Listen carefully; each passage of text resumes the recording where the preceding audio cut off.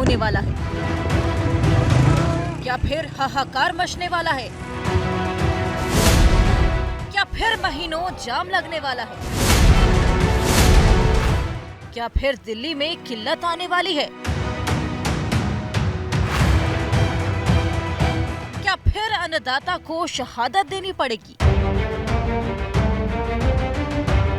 ये अन्नदाता हैं जो जमीन के सीने को चीरकर फसलें उगाते हैं ताकि लोगों की भूख मिट सके, लेकिन इनकी भूख का ख्याल कौन रखेगा?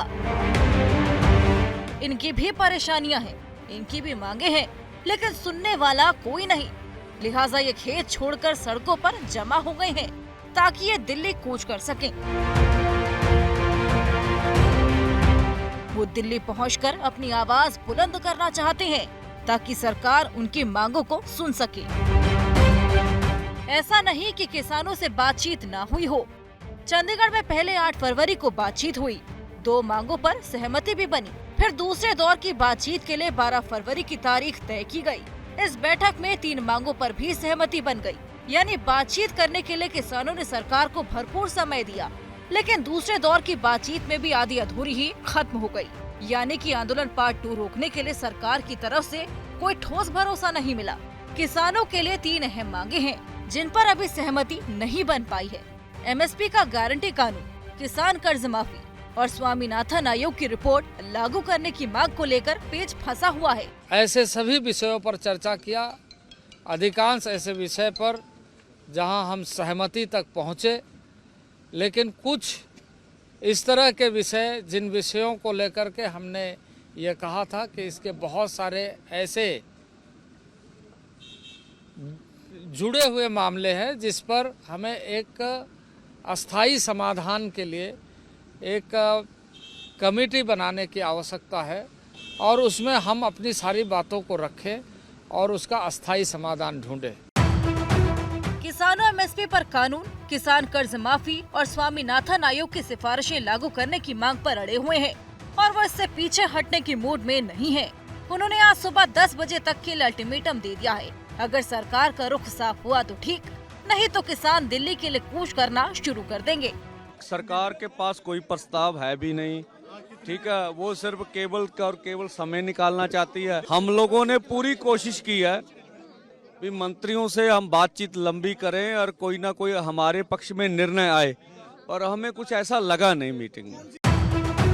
किसानों और सरकार के बीच चली 5.5 घंटे बैठक कुल मिलाकर बेनतीजा ही कही जाएगी और उसका नतीजा ये कि अगर आज कुछ ऐलान नहीं होता तो फिर किसानों का दिल्ली कूच, और उसका नतीजा क्या होगा हम पहले भी देख चुके हैं, क्योंकि किसान आर पार की लड़ाई के लिए तैयार हैं।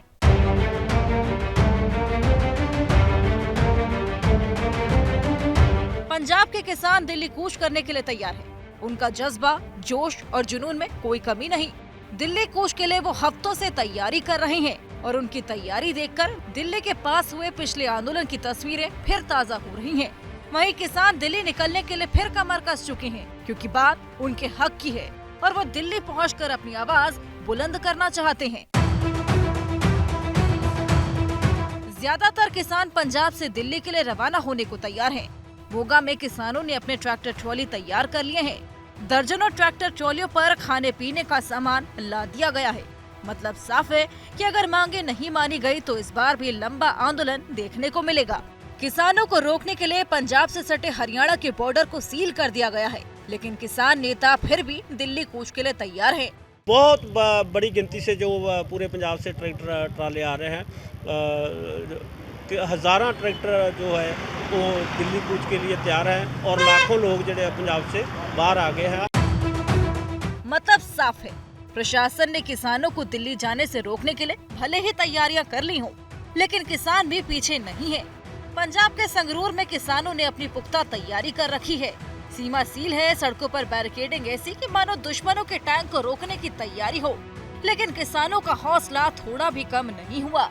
वो दिल्ली हर हाल में कूच करने के लिए तैयार हैं। किसानों को आम लोगों का भी साथ मिल रहा है।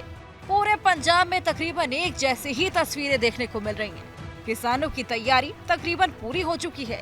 पंजाब के फगवाड़ा में भी किसानों का हुजूम दिल्ली निकलने के लिए तैयार है। वो भरपूर ध्यान भी दे रहे हैं कि उनकी वजह से आम लोगों को परेशानियां न हो। यानी कि साफ है, पंजाब के हर कोने से किसानों का जत्था दिल्ली कूच के लिए तैयार है। अमृतसर की सड़कों पर भी ट्रैक्टर ट्रॉलियों को खाने पीने के सामान और बिस्तरों से भर दिया गया है। किसानों को अब बस खड़ी की टिक टिक और सरकार के ऐलान का ही इंतजार है।